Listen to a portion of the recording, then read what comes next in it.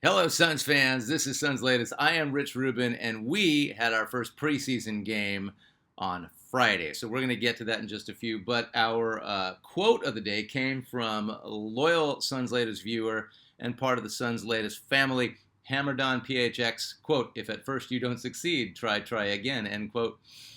That is from a guy named William Edward Hickson, who I have never heard of, and in a million years I would have never guessed that that was his quote. We have heard, if at first you don't succeed, try again, so many times. I have no idea who William Edward Hickson was. I've never heard, I don't even think I've ever heard his name before, so thank you for finding that one. And yeah, I think the rule is 97 or 98% of the time, if you try something, it's not going to be the end result's not going to be the way that you want, and you have to keep trying. But see, the second time you try again. See, that's where that comes from. Anyway, I thought I'd point out the absolute obvious for you, but thank you for the quote. All right, more importantly, the Suns preseason kicked off on Friday against the Lakers, the hated Lakers in Palm Desert. Jalen Green was out due to a low hammy strain. He plays all 82 last year for Houston, plus the playoffs. Comes to the Suns. Can't even play in the first preseason game. It's a small injury. I know what they're doing. They just don't want it to get worse. They want him to be 100% for the regular season. I get it, but just put a pin in that. Remember that Jalen Green didn't play the very first opportunity he had to play for the Suns. I don't like that. It seems a little ominous to me. Let's see. Mark Williams, Kobe Brea also sat out. Box score says it was coach's decisions. Those were going to be game time decisions, and I remember reading that in the box score leading up to the game. Kobe Brea, I am fine with. Mark Williams, why? And is it an injury? I'm sure it is. There can't possibly be another reason. So I'm hoping it's a tiny thing, like with the Jalen Green situation, and they just want to make sure that he is ready to rock for the regular season. Now, the Suns did punch the Lakers in the mouth. No Luka. Luka's playing a ton of international ball, and he's coming off of that. I understand that they kept him out. And the old guy on the Lakers has a down there injury, and so that's fine. Once again, we're going to go back and forth. Well, it's just the preseason, and then the Suns won. So we're going to take any win we can get. I don't care if it's the preseason. But there's something about hammering the Lakers that feels good and right. Doesn't it feel good that we beat them? Let's start off with the Lakers. Bronny James went 1 for 7 on three-point attempts. Didn't make a shot in the first half. Got beat on defense a lot because he's barely 6'2", and he's kind of slow, and he's tough. I don't hate the kid. He made a three, some free throws in the second half. I like Bronny James. Seems like a good guy. He works hard. But the fact that he's part of the Lakers substitution pattern, even in the preseason, is laughable and kind of absurd. Austin Reeves, as always, makes you want him on your team. Good energy guy, tough, getting better defensively. As much as I like Austin Reeves, the Lakers are setting themselves up for failure if he is your third option. He is not a good defender. He's getting better defensively. He will break your heart come the playoffs. He's done it every time. And it's subtle. You don't see it because he's long and he hustles and it looks like he's moving.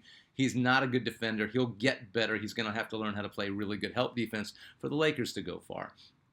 Dylan Brooks, Bud. Now, how about that kid? Set the tone defensively, mocking the Lakers, the pro Lakers crowd out in Palm Desert after he makes the three, blowing them kisses. Be very thankful that this guy is now on the Suns and that Bradley Beal is not. Book reminded everyone who he is. 24.7 assists, 8 for 19 from the field, in total control. Did you see the running midi hook?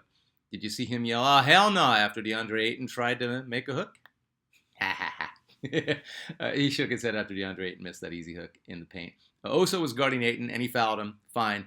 But Ayton, there's nobody in his face, and he can't make a shot from 10 feet away. And it's fun to see how bad DeAndre Ayton has gotten. Before the game, they were interviewing Devin Booker. When asked, hey, what can Ayton bring to the Lakers? Book said, I guess we'll have to see, I don't care. I don't even remember that guy.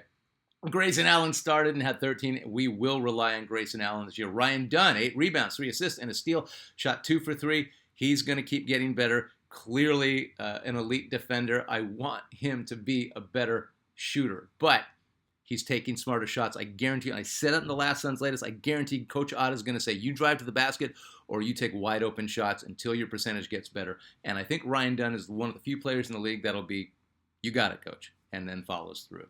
I'm really high on Ryan Dunn this year. Hayes Davis, 18 minutes, 6 rebounds. Not much from Rasheer Fleming in 12 minutes. 12 minutes for a rookie in his first preseason game can be nerve-wracking. But always give rookies the benefit of the doubt when they start. So no worries with him. Backup point guard Jared Butler looked really good in 16 minutes. 50% shooting for 12 points. 19 minutes for Colin Gillespie. 4 assists, 3 rebounds, 8 points. He'll have better shooting nights. He went 1 of 6 from 3. He gets that percentage to the mid to like 35, even 37% from 3. He'll start keeping defenses more honest, and his confidence will go up. 6 boards in 10 minutes for Man. As a team, the Suns shot like crap. 42% from the field, 31% from 3, 53% from the free throw line. Basics, gentlemen. Can't have that. First preseason game. But on the plus, 50 rebounds, 40 defensive, 10 offensive rebounds. And it felt like everybody went to rebounding camp over the summer. Am I wrong about that? I mean, everybody was flying to the boards. I know the Lakers weren't at full strength. I know it was the first preseason game, but holy crap, they board like that. That's another 6 to 7 wins on the year just by securing the ball. I love that. It gets a lot of problem solved. Overall, a very good showing in the very first preseason game. Next preseason games, Friday the 10th and the 12th in China, and they'll both be against Brooklyn. Suns kick off the regular season Wednesday, October 22nd at Phoenix Arena against the Kings. Pretty exciting to see the preseason. It's just fun to see the Suns playing. It's fun to see Booker looking like, oh my God, Book's going to have such a good year. Moving on to Common Malawash. Man showing up to camp with an extra 10 pounds of muscle and barking all day on defense. I said we were going to go down each of the Suns center prospects. And we haven't even gotten to Oso yet, but we did cover Mark Williams, who didn't play. Nick Richards, pretty good game. It's expected. That's what Nick's going to do. He's going to get some rebounds. He's going to clog up the paint. We have some people were commenting about Nick Richards and how I'm nuts. Fine. Looking confident with 6 rebounds in his first preseason game against the Lakers. There will be growing pains, but I genuinely feel that Malawich is going to be good, better than we expected. You cannot teach tenacity like that. You cannot teach want and need like that. You can't teach the things that he brings. And he wants to compete. He wants to punch you in the mouth. He really wants to dominate. I feel like Malawich, I don't know. Coming on to the end of the season, once he finally figures it out, I have a feeling that Man might explode as a player for us, and we'll be very happy that we got him at number 10 in the draft. All right, moving on to your comments. Hammer Done, PHX, thank you for the quote. Suns' first preseason game was amazing. There was a lot to see, but I'm loving the reclamation projects. The reclamation projects. Can you elaborate on that? Who are we? Are you talking about Book? Oh, are you talking about Green? Who? I'm a little confused. Hey, I didn't say I was the smartest guy in the world. I just said I was a Suns fan. Dylan Brooks. Jared Butler can score. We shot like crap, but that will improve. But happy about everything. Mostly happy about the rebounding. I was so pleased to watch the Suns be a dominant rebounding team for once. We don't get to see that a lot. This guy's new at LexNoLast1779. Welcome to Suns Latest. Welcome to the comments. Nick is capable of getting double dubs all day. To say no offense is crazy. All day? All day. 10 and 10 all day. Who's crazy now? Come on. All we need for him is to dunk and layup all day in this league. It's soft. The league is soft. All day is your thing. All right. He was great in his first game in a Suns uniform, says Hammered on PHX. He's not a good mid-range shooter. He doesn't have an offensive move. He doesn't have a move. He has nothing. He has no offensive bag. He doesn't need to be Kareem with the skyhooks, but he has nothing. He gets a dunk. He'll get a layup. He'll get an offensive rebound and a putback. Which that's fine. That's all I need. But don't tell me that he's a double-double all day. He's not. That's not double offense. So no, he's not that guy. Now, he can get 10 and 10, and I'd rather have Nick Richards getting 10 and 10 than having 8 and start and get 18 and 10 and not playing D. Nick Richards can play D. But no, he doesn't have an offensive game. At Wild Stallion, I agree with you 100% on your argument for Chris Paul. Suns haven't been the same since he was traded. Hammered on, you got a lot to say today. I was excited to see Chris Paul, Book, and KD together. I would have liked for that to work. The Bradley Beal trade, man. We're not going to talk about it. Oh, by the way, Bradley Beal had to sit out his first game as a Clipper. Fine. I'll never understand the Beal trade, neither will I. I thought everyone knew he was the worst contract in the association. We had just gotten off the DeAndre Ayton contract. Yeah, there's a part of my heart that wishes Chris Paul was still with the Suns, even right now. I thought they should have figured out to, I hate load management, but for a guy who's pushing 40, yeah, there's nothing wrong with that. They should have figured out a way to keep Chris Paul. And yeah, as far as the best overall point guard of all time, there is an argument for Chris Paul. Put him up against anybody. Best overall, not the best point guard, but Chris Paul is arguably a top 5. And there are some that say, rings or not, Chris Paul is the greatest point guard that ever lived. As far as what you want from a point guard, he's right up there. And you can criticize me all you want. Better defender than Magic. I know you're not supposed to ever criticize Magic Johnson. Dude, there were flaws in Magic's game. But there was no doubt that Magic is arguably the greatest leader in NBA history. And that covers up a lot of holes. So there you are with that. Let's see. All right, moving on to our Suns legend of the day. Really quick, you'll notice a DJ and Gus poster behind me. I know they're wearing Seattle Supersonics uniforms. I know Gus Williams never played for the Suns, but Dennis Johnson did. And this poster, do you remember the store, The Athlete's Foot? It was them and Foot Locker. They were like the main, sneaker stores and eventually athletic apparel stores.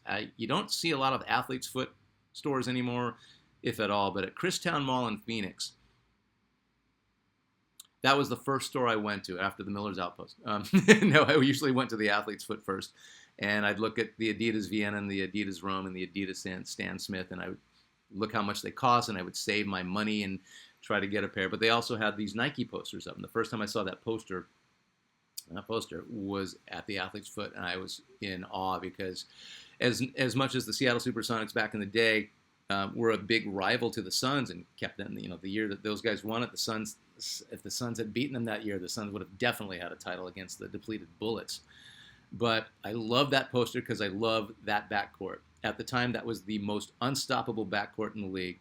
Dennis Johnson, the idea of Dennis Johnson even becoming a Sun was, fantasy, and then he became a Phoenix Sun, and those uniforms were fire. And let's move the Kings to Seattle and change their name to the Sonics. Let's just do that, okay? I'm gonna do a whole frickin' Suns latest about the things that the NBA needs to do. It has to do with the Jazz nickname, move it back to New Orleans. And so now they're the New Orleans Jazz instead of the Pelicans, because who wants to go see a Pelican play basketball? That type of stuff. But yeah, the Sonics need a basketball team, and it needs to be that. And it needs to be those fire uniforms. So DJ is up right now, and that's a great poster, by the way. All right, top 15 legend of the day, the number 9 greatest Phoenix Sun of all time, and you will not get an argument from anybody out of this. 6'6", 222 out of Central Michigan, the 14th pick of the 1988 draft, who was booed by Suns fans when his name was announced, and Coach Cotton Fitzsimmons said, "I'm not going to change the way you feel, but I promise you will be sorry," remembering that you booed this young man. Thunder Dan freaking Marley, backup small forward and shooting guard for the Suns. So Marley was drafted. Nobody had heard of him. Steadily improves, soon becomes a fan favorite with down the lane, dunking on your mouth, thunderous dunks, and that's how he got the nickname. I'm not sure if Al McCoy gave him the name. I will find out. Al McCoy was a genius with getting guys their nicknames. So I will check with you, Mike McCoy, Al McCoy's son, and you will tell me if your dad came up with that name for him. I loved watching Marley just bull his way to the rim for absolute framers. Just scary watching that guy. The power that Dan Marley had was it was the best thing.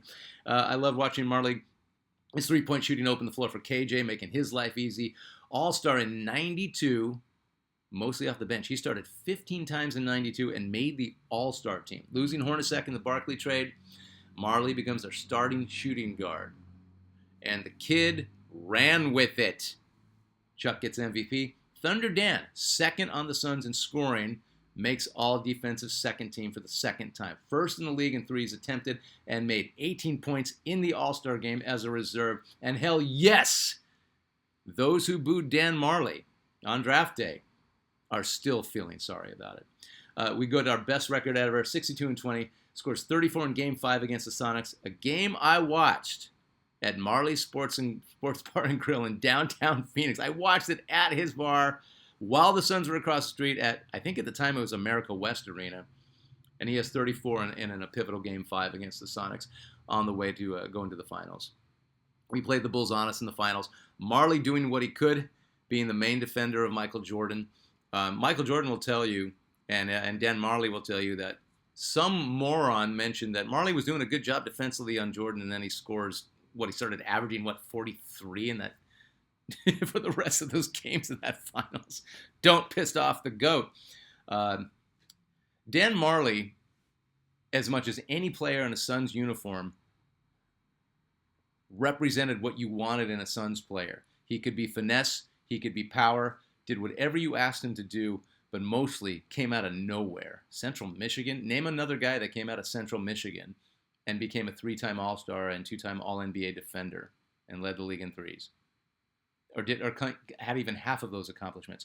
People love Dan Marley, and the same people who booed him on draft day were brokenhearted when we traded him, along with Antonio Lang and a first-round draft pick for John Hot Rod Williams to the Cleveland Cavaliers.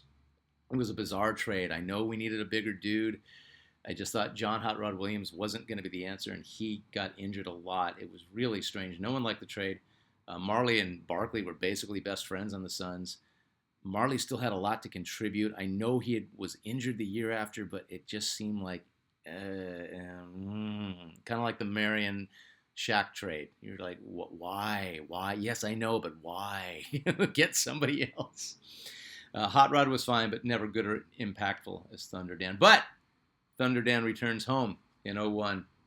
And in his return to the Suns, he plays in 65 games. And guess what he did? He led us in threes made with 79. Thunder Dan retired April 17, 2002 as a Sun. Ring of Honor number retired by the Suns. Thunder Dan at number 9 of the greatest Suns of all time is your Suns legend of the day. Suns beat the Lakers. That's all you need to know to have a great week. We'll do this again. Thanks for watching Suns Latest. I'm Rich Rubin. Take care.